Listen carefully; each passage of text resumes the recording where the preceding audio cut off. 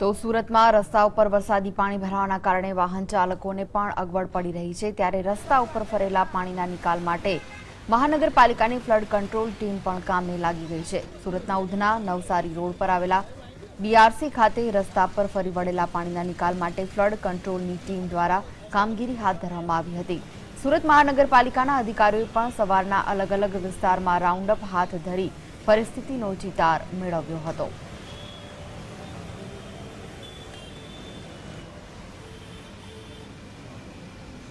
મોડી રાતથી સુરત પર મહેરબાન મેઘરાજાની ધુવાધાર બેટિંગને પલે શહેર આખામાં વરસાદી પાણી ફરી વળ્યા છે।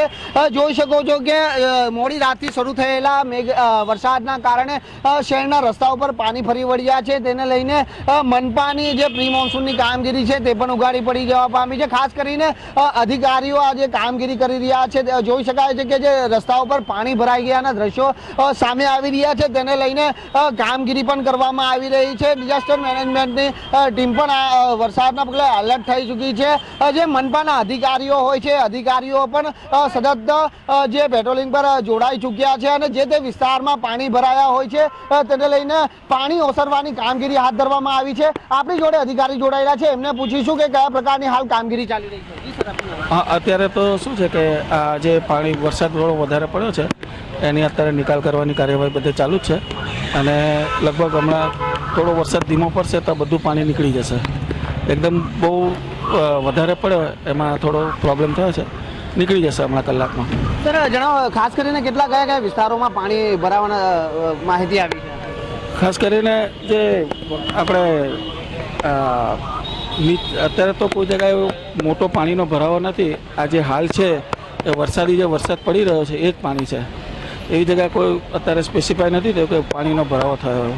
ખાસ કરીને ઝુંપડપટ્ટી વિસ્તારમાં પાણી ભરાવાના દ્રશ્યો વધારે સામે આવ્યા છે, શું કામગીરી ચાલે છે?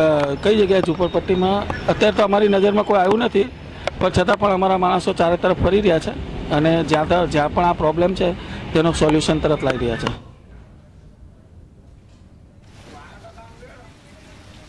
તો લિંબાયત ગરનાળામાં પણ પાણી ભરાઈ ગયા હતા।